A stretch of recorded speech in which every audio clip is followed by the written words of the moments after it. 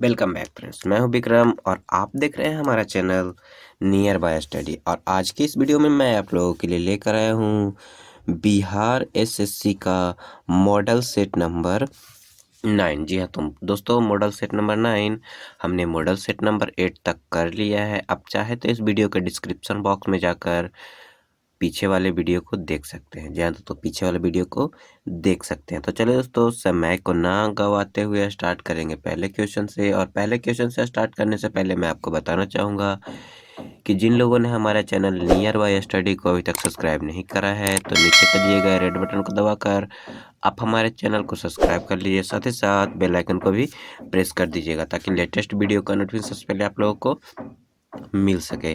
और दोस्तों, अगर ये वीडियो आप लोगों को अच्छा लगे तो इस वीडियो को लाइक कर दीजिएगा, ज़्यादा से ज़्यादा लोगों को शेयर भी जरूर कर दीजिएगा। तो चलिए दोस्तों, शुरू करते हैं पहले क्वेश्चन से। और पहले क्वेश्चन शुरू करने से पहले कैमरे को करेंगे थोड़ा सा जूम ताकि आप लोगों को साफ साफ सही सही दिखाई दे सके।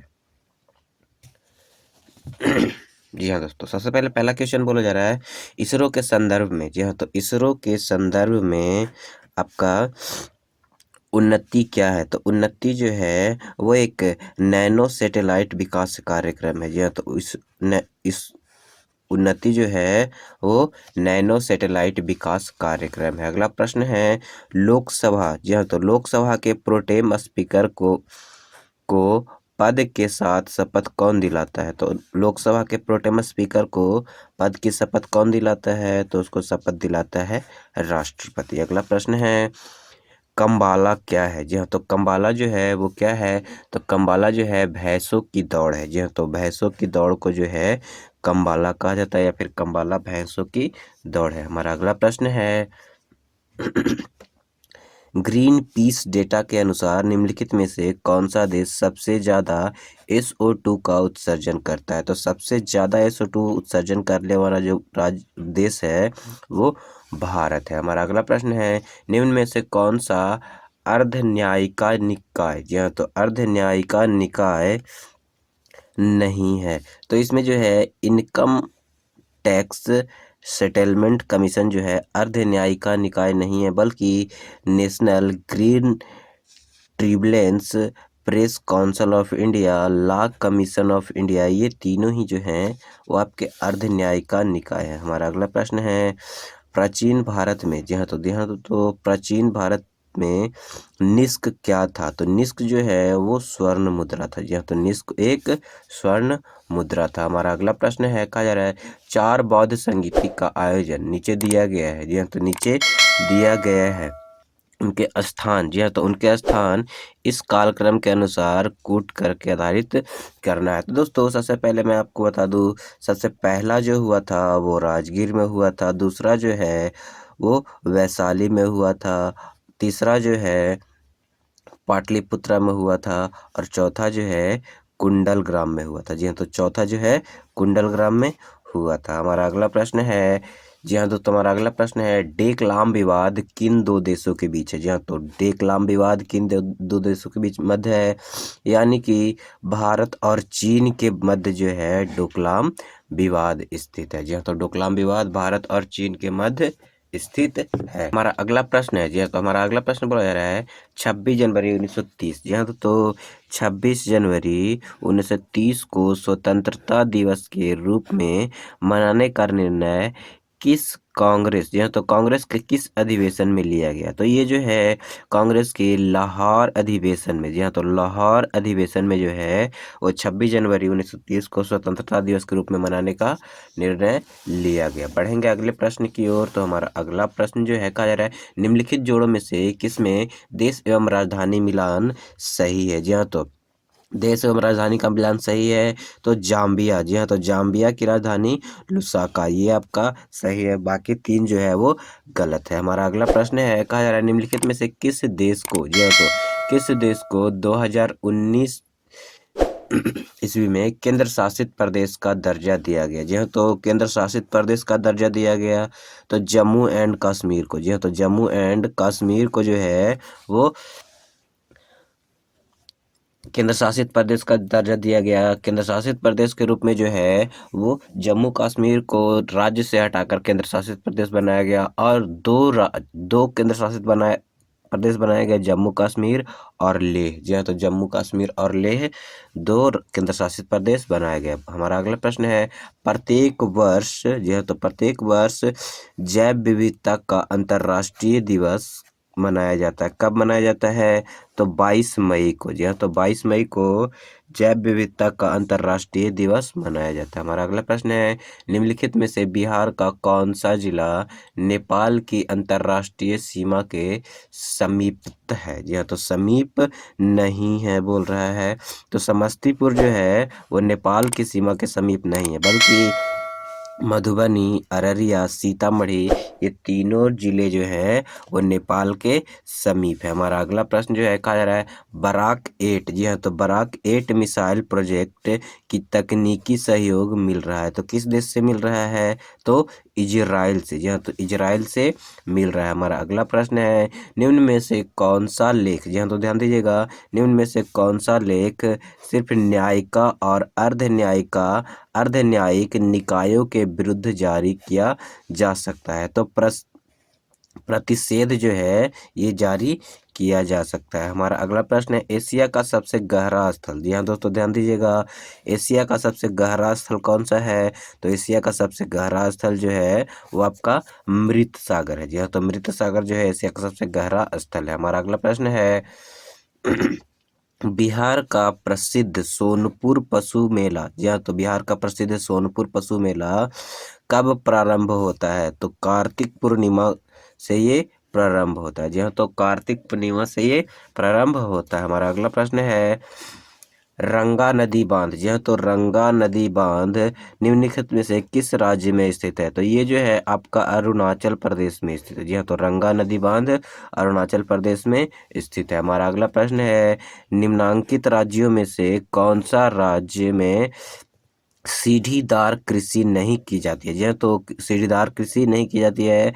तो बिहार के मैदानी क्षेत्र में जो है सीढ़ीदार कृषि नहीं की जाती, बल्कि उत्तराखंड, पश्चिम बंगाल और जम्मू कश्मीर, ये तीनों ही जो हैं पहाड़ी इलाके हैं, तो इसीलिए यहाँ सीढ़ीदार यानी कि सीढ़ी नुमा खेती की जाती है। हमारा अगला प्रश्न है, कौटिल्य किसका प्रधानमंत्री था? जी हाँ, तो कौटिल्य जो है किसका प्रधानमंत्री था? मैं आपको बता दूं दोस्तों, चंद्रगुप्त मौर्य। जी हाँ दोस्तों, चंद्रगुप्त मौर्य का जो है ये प्रधानमंत्री था, यानी कि मौर्य वंश का प्रधानमंत्री था। और चंद्रगुप्त मौर्य जो है वो मौर्य वंश के संस्थापक थे। हमारा अगला प्रश्न है, कहा जा रहा है भारत का, यह तो भारत के किस संगठन को साधारणीय विकास लक्ष्य की निगरानी करने का दायित्व सौंपा गया है? तो नीति आयोग को इसका दायित्व सौंपा गया है। हमारा अगला प्रश्न है, निम्नलिखित में से किस क्रांतिकारी ने, या तो ध्यान दीजिएगा, निम्नलिखित में से किस क्रांतिकारी ने मैं अनिश्वरवादी क्यों हूँ? जी हाँ, तो मैं अनिश्वरवादी क्यों हूँ, वाई आई एम एथिस्ट शीर्षक से एक लेख लिखा था। तो भगत सिंह ने जो है ये मैं अनिश्वरवाद क्यों हूँ इसकी रचना की थी, यानी कि लिखा था। हमारा अगला प्रश्न जो है कहा जा रहा है, संयुक्त राज्य अमेरिका, जी हाँ दोस्तों, संयुक्त राज्य अमेरिका के निम्नलिखित शहर में से किस किस एक में हाउडी मोदी कार्यक्रम जो है की मेजबानी कर रहा है? तो ह्यूस्टन, जी हाँ, तो ह्यूस्टन जो है वो हाउडी मोदी कार्यक्रम की मेजबानी कर रहा है। हमारा अगला प्रश्न है, निम्न में से किस स्थान पर रॉयल बंगाल टाइगर पाया जाता है? जी हाँ, तो ध्यान दीजिएगा, रॉयल बंगाल टाइगर कहाँ पाया जाता है? तो सुंदरबन में जो है वो रॉयल बंगाल टाइगर पाया जाता है। सुंदरबन जो है वो पश्चिम बंगाल में स्थित है। सुंदरबन डेल्टा जो है वो नदी के गंगा और ब्रह्मपुत्रा नदी के द्वारा बनाया जाता है। सुंदरबन इसका नाम इसलिए पड़ा क्योंकि वहाँ पे सुंदरी नाम की एक ट्री पाई जाती है, इसलिए सुंदरबन डेल्टा कहा गया है। और सुंदरबन डेल्टा को ही सुंदरबन के नाम से जाना जाता है, जहाँ पे बंगाल टाइगर पाया जाता है। हमारा अगला प्रश्न है, निम्न में से किस आंदोलन के अंतर्गत, जी हाँ, तो किस आंदोलन के अंतर्गत गांधी जी ने दांडी मार्च किया था? तो दांडी मार्च जो है वो सविनय अवज्ञा आंदोलन के अंतर्गत जो है दांडी मार्च किया था। हमारा अगला प्रश्न है, निम्न में से कौन सा कार्यक्रम, जी हाँ, तो निम्न में से कौन सा कार्यक्रम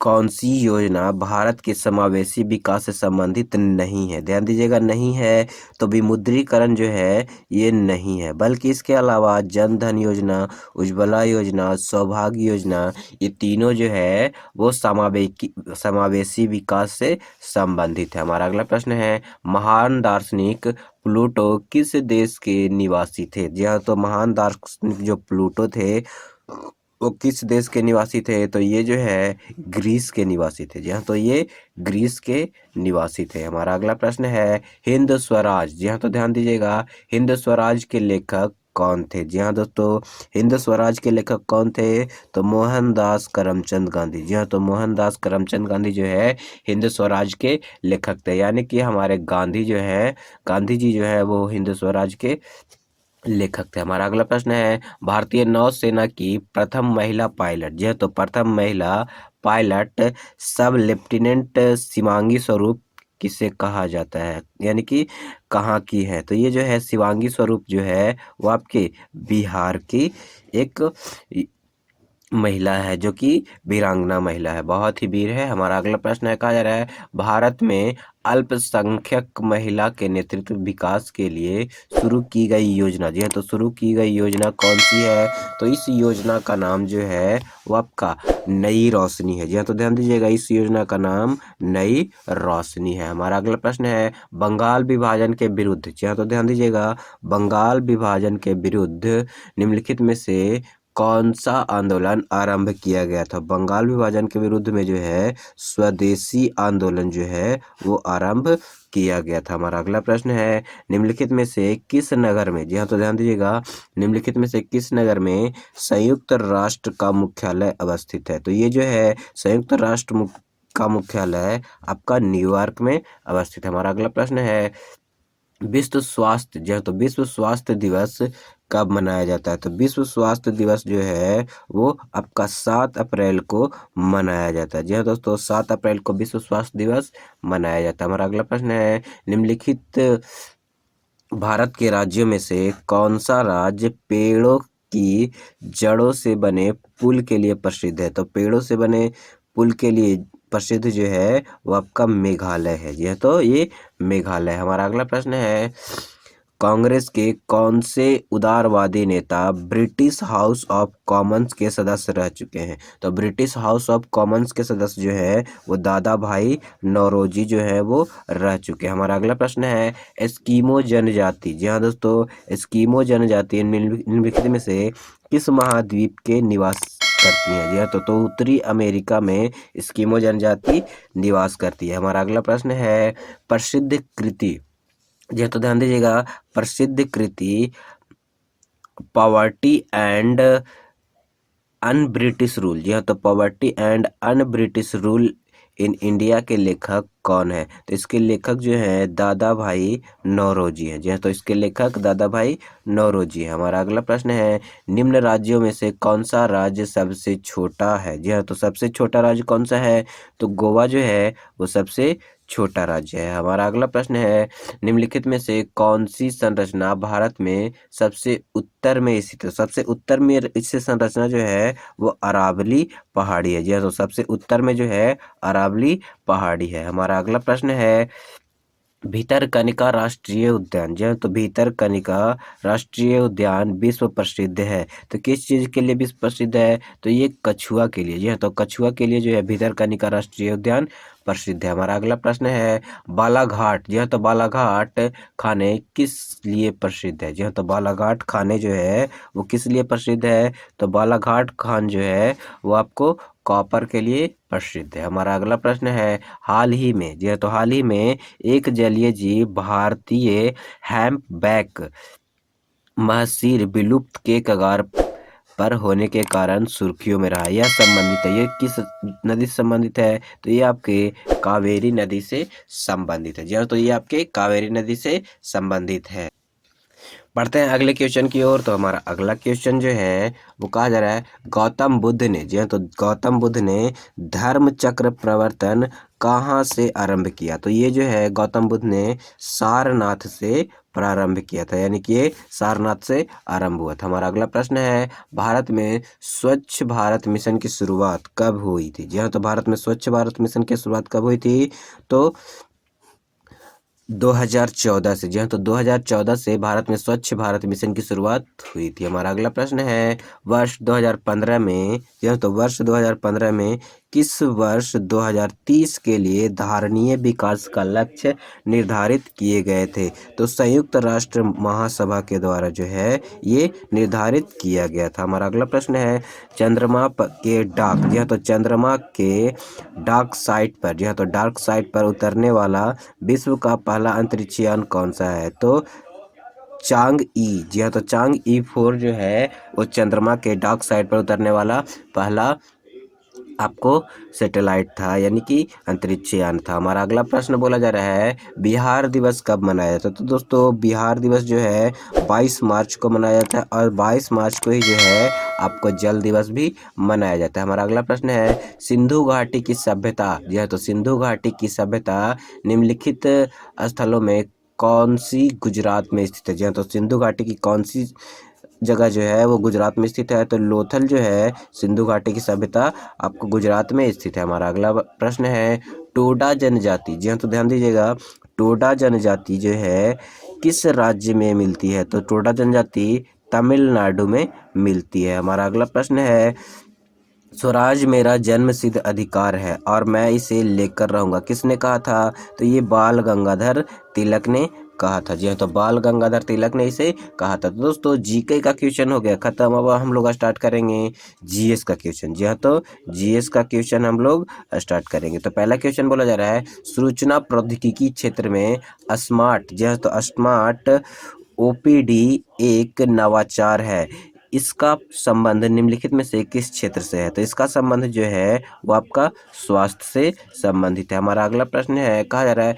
निम्नलिखित में से कौन सा एक अनुवांशिकी रोग नहीं है? तो यह रतौंधी जो है ये अनुवांशिकी रोग नहीं है, बल्कि वर्णांधता, हीमोफीलिया, थैलेसीमिया, जी हाँ, तो ये तीनों रोग जो है वो अनुवांशिकी रोग है। हमारा अगला प्रश्न है, फॉरेनहाइट तापमान, जी हाँ, तो फॉरेनहाइट तापमापी ऊपरी तथा निचले बिंदु के मध्य कितने का अंतराल होता है? तो ऊपरी तथा निचले का मध्य के अंतराल जो है वो 180 डिग्री का होता है। हमारा अगला प्रश्न है, हैबर प्रक्रम, जी हाँ, तो हैबर प्रक्रम